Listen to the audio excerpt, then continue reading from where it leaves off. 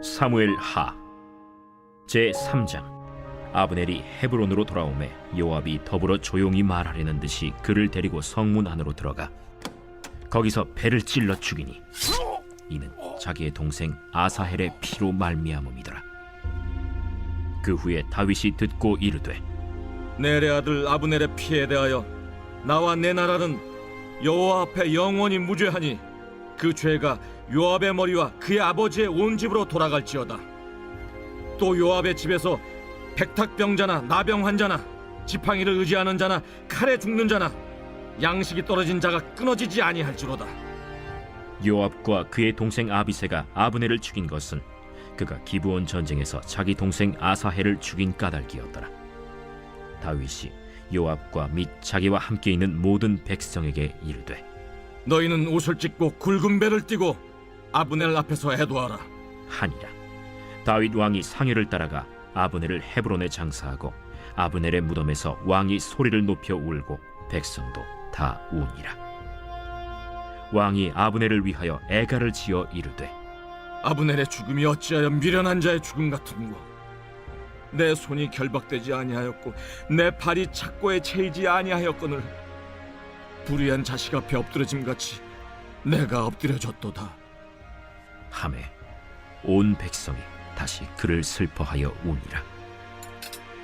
석양에 뭇 백성이 나와 다윗에게 음식을 구원하니 다윗이 맹세하여 이르되, 만일 내가 해지기 전에 떡이나 다른 모든 것을 맛보면 하나님이 내게 벌 위에 벌을 내리심이 마땅하리라 하매 온 백성이 보고 기뻐하며 왕이 무슨 일을 하든지 무리가 다 기뻐하므로 이날에야 온 백성과 온 이스라엘이 넬의 아들 아브넬을 죽인 것이 왕이 한 것이 아닌 줄을 아니라. 왕이 그의 신복에게 이르되, 오늘 이스라엘의 지도자여 큰 인물이 죽은 것을 알지 못하느냐. 내가 기름 부음을 받은 왕이 되었으나 오늘 약하여서 스루야의 아들인 이 사람들을 제어하기가 너무 어려우니 여호와는 악행한 자에게 그 악한 대로 갚으실지로다 하니라.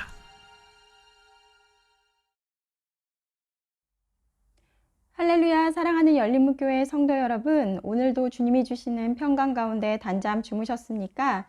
9월 23일 금요일 아침을 깨우는 말씀은 사무엘하 3장 27절에서 39절까지의 말씀입니다.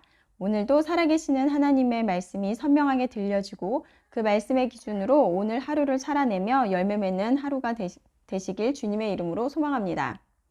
오늘 말씀의 제목을 저는 하나님의 마음으로 하나님의 눈으로 라고 붙여봤습니다. 오늘 말씀은 다윗의 군대 장관인 요압이 동생 아사헬의 죽음으로 인하여 아브넬을 죽임으로 복수를 하게 됩니다. 이에 대한 소식을 들은 다윗은 아브넬의 죽음을 진심으로 애도하며 애가를 지어 백성들과 함께 슬퍼합니다.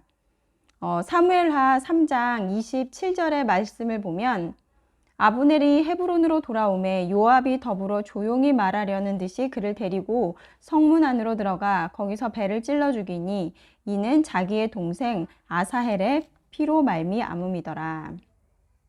요압은 어제 말씀에서 아브넬과 다윗이 언약 체결을 했음을 알고 다윗을 찾아가 아브넬이 찾아온 것은 왕을 속이기 위한 것이며 왕이 하는 모든 것을 알려하려 함이라 라고 이야기합니다. 그리고 다윗 몰래 전령을 보내 아브넬을 데리고 와서 복수를 하게 됩니다. 결국 아브넬을 죽이게 되는데요. 요압이 이렇게 이야기하고 그를 죽인 까닭은 무엇일까요? 정말 그가 다윗에게 말한 것처럼 다윗을 생각하고 나라를 위한 행동이었을까요? 아닙니다. 바로 아브넬에게 죽은 동생 아사헬의 복수를 하기 위한 것이었습니다. 자신이 모시고 있는 왕의 어떠한 뜻으로 아브넬을 대하는지 알면서도 요압은 자신의 감정과 관점으로 바라본 상황을 왕의 뜻과는 무관하게 몰래 아브넬을 죽이게 됩니다. 명확한 하나님의 뜻인 줄 알면서 때론 내 생각의 기준으로 이런저런 이유를 대며 하나님의 반대되는 일을 행하고 있지는 않은지 돌아보게 됩니다. 요압은 개인적인 감정과 자신이 옳다고 생각하는 정의 기준으로 아브넬을 죽임으로 그 결과는 다윗에게 책망과 저주를 받게 됩니다. 그리고 나중에 요압은 솔로몬 왕 때 다윗의 유언에 따라 처형을 당하게 됩니다. 요압의 모습은 다윗이 도망자 신세일 때 사울 왕이 동굴에 혼자 들어왔을 때 죽일 수 있는 절호의 기였음에도 불구하고 그를 살려주는 모습과 대조적입니다. 자신을 죽이려는 자를 제거하는 것은 당연한 것이나 다윗은 자신의 감정과 생각에 따라 판단하지 않고 하나님께서 기름 부은 자이기에 그를 놓아줍니다. 우리는 어떤 억울한 일을 당했거나 또는 불이익을 당했을 때 우리의 감정대로 행동하고 말하기 쉽습니다. 하지만 우리의 감정의 기준대로 일을 처리하게 되면 결국엔 죽음으로 그 결말을 맞이한 요압처럼 상황은 비극적일 것이라는 것입니다. 하나님이 모든 것을 아시고 벌하여 주실 것이라는 것을 철저하게 믿었던 다윗처럼 하나님을 신뢰할 때 우리 손으로 죄를 짓지 않게 될 것입니다. 사무엘하 3장 31절에서 32절 말씀을 보면 다윗이 요압과 및 자기와 함께 있는 모든 백성에게 이르되 너희는 옷을 찢고 굵은 배를 띠고 아브넬 앞에서 애도하라 하니라. 다윗 왕이 상여를 따라가 아브넬을 헤브론에 장사하고 아브넬의 무덤에서 왕이 소리 높여 울고 백성도 다 우니라. 저는 아브넬의 죽음 앞에서 애도하는 다윗의 모습은 사무엘하 처음 시작할 때 사무엘 왕의 죽음 앞에서 다윗 왕이 보여주었던 모습과 오버랩이 되었는데요. 아말렉 청년이 다윗을 찾아와 사울 왕의 죽음을 고하였을 때 다윗 왕의 반응을 보면 사무엘하 1장 11절에서 12절 말씀을 보면 이에 다윗이 자기 옷을 잡아 찢음에 함께 있는 모든 사람도 그리하고 사울과 그의 아들 요나단과 여호와의 백성과 이스라엘 족속이 칼의 죽음으로 말미암아 저녁 때까지 슬퍼하여 금식하니라. 옷을 찢는다는 것은 극도의 슬픔을 나타내는 표현입니다. 다윗은 사울과 아브넬의 죽음 앞에 거짓된 눈물이 아니라 진심으로 그들의 죽음을 슬퍼하고 애도하였다라는 것입니다. 사울은 어떤 자였습니까? 다윗을 질투하여 틈만 나면 다윗의 목숨을 빼앗으려 했던 자였습니다. 그래서 다윗은 사울을 피하여 도망자의 인생을 살아야 했습니다. 나를 끊임없이 괴롭히고 죽이려 했던 자가 죽임을 당했다는 소식은 우리들의 생각에 그것은 축제를 벌이고 기뻐해야 하는 것이 상식일 것입니다. 아브넬은 어떻습니까? 다윗이 하나님께 기름 부음을 받은 자임에도 불구하고 사울의 아들을 이스보셋을 내세워 이스라엘의 왕으로 세우고 다윗을 대적했던 자였습니다. 그런 아브넬의 죽음을 애도하고 애가를 지어 온 백성과 깊이 슬퍼한다는 것이 우리들의 상식에는 이해가 가지 않는 일인 것입니다. 우리는 어떤 사람을 위해서 진정으로 슬퍼할 수 있을까요? 바로 그들을 사랑하는 마음이 있을 때 슬픔을 같이 공감하고 아파할 수 있을 것입니다. 우리가 사랑할 만한 사람을 사랑하는 것은 세상 사람들도 모두가 하는 것입니다. 나랑 친한 사람, 나의 가족, 내 마음에 드는 사람을 좋아하고 사랑하는 것은 당연한 것입니다. 하지만 그렇지 않은 사람들, 내가 보기에 원수 같고 도저히 이해할 수 없는 사람을 사랑하는 것은 어려운 일입니다. 다윗이 자신의 원수 같은 사람들의 죽음을 슬퍼할 수 있었던 것은 그것은 그들을 내 감정으로, 내 상식으로 상대방을 바라보는 것이 아니라 하나님의 눈으로, 하나님의 마음으로 그들을 바라보았기 때문입니다. 자칫하면 요압이 아브넬을 죽인 사건은 다윗 왕에게 대해 이스라엘 사람들의 원성과 원망을 살 수 있는 치명적인 사건이었습니다.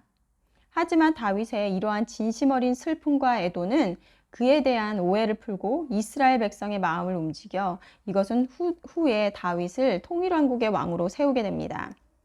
사무엘하 3장 36절에서 37절의 말씀을 보면 온 백성이 보고 기뻐하여 왕이 무슨 일을 하든지 무리가 다 기뻐하므로 이날에야 온 백성과 온 이스라엘이 넬의 아들 아브넬을 죽인 것이 왕이 한 것이 아닌 줄을 아니라. 사람의 마음을 움직이는 것, 사람의 마음을 얻는 것, 그것은 상대방에 대한 우리의 진실된 마음에 있을 것입니다. 우리가 상대방을 진심으로 사랑하고 내 모든 것을 감추지 않고 그대로 드러내며 관계를 맺을 때 그 사람도 나에게 마음을 열고 가족 같은 관계를 맺을 수 있을 것입니다. 저는 지난 날을 되돌아보면 관계를 맺을 때 내가 대하기 껄끄러운 사람, 나의 생각과 자꾸 충돌되는 사람이 있으면 자연스럽게 피하거나 말을 섞지 않고 관심을 두지 않고 지냈던 것 같습니다. 아니면 불편한 속마음은 드러내지는 않으나 형식적인 대화만 짧게 나눌 뿐 더 깊은 교제의 자리로 나가는 것을 피했던 것 같습니다. 그것이 모든 사람의 당연한 반응일 것이라고 생각됩니다. 하지만 예수님이 우리가 사랑할 만한 자여서 우리를 사랑하신 것이 아니라 우리가 죄인 되었을 때 예수님을 손가락질하며 십자가에 못 박았을 때 우리를 죽기까지 사랑하신 것처럼 우리가 예수님의 제자라면 내 죄된 본성의 마음을 따르는 것이 아닌 예수님의 마음으로 상대를 대해야 하는 것입니다. 그럴 때 다윗의 마음을 사용하여 이스라엘 백성들의 마음을 움직이시고 평화롭게 통일왕국을 이루신 것처럼 우리들의 그런 마음을 통하여 하나님의 뜻을 이루어 나갈 것입니다. 내 주위에 나의 마음을 불편하게 하는 사람이 있습니까? 관계가 어색한 분들이 계십니까? 죄된 본성의 마음을 따르지 않고 성령 하나님이 주시는 그 마음으로 상대를 대할 수 있도록 기도하고 간구하시길 바랍니다. 사람을 진정으로 사랑한다는 것, 그 사람을 위해 슬퍼할 수 있다는 것, 그것 또한 우리 스스로 할 수 있는 일이 아니기 때문입니다. 요압처럼 내 감정이, 내 상식이 기준이 된다면 그들은 당연히 죽어 마땅하며 내가 행한 일은 옳은 일, 정의로운 일이라는 것입니다. 하지만 다윗처럼 하나님의 입장에서 하나님의 마음으로 상황을 본다면 그들을 죽음으로 모는 것이 아니라 그들을 위해 슬퍼하게 된다는 것입니다. 각각에 대한 결과와 열매는 어떠한 것인지 우리가 깊이 새겨야 할 것입니다. 말씀을 통하여 혹시 생각나게 하는 사람이 있다면, 찔림이 있다면 듣고만 끝내는 것이 아니라 말씀을 적용하며 행하는 저와 여러분들이 되시기를 간절히 바랍니다. 기도하시겠습니다. 하나님, 하나님의 마음으로, 눈으로 모든 상황을 바라보고 행동했던 다윗, 그리고 자신의 생각과 자신의 감정을 기준으로 행동했던 요압의 대조를 통해서 우리가 어떤 자리로 나가야 할지 오늘 말씀을 통해 다시 한번 깨닫게 됩니다. 우리는 죄된 본성을 따르는 연약한 자임을 고백합니다. 그러기에 내 감정대로 행하는 것이 아니라 성령 하나님이 주시는 마음으로 내 주위의 사람들을 바라보고 대하게 하여 주시옵소서. 그렇게 될 때 진정으로 사랑하는 마음, 진실됨으로 그들을 대할 수 있을 것입니다. 오늘도 우리를 깨우치시고 또 그리스도인의 자리로 나갈 수 있도록 인도하실 성령 하나님을 의지하오며 예수님의 이름으로 기도드렸습니다. 아멘. 내일은 토요 새벽 예배가 있는 날입니다. 기도의 자리로 나와 하루를 하나님의 뜻을 묻고 하나님이 주시는 마음으로 하루를 시작하는 저와 여러분들이 되시기를 바랍니다. 아침을 깨우는 말씀은 월요일 아침에 다시 찾아뵙겠습니다.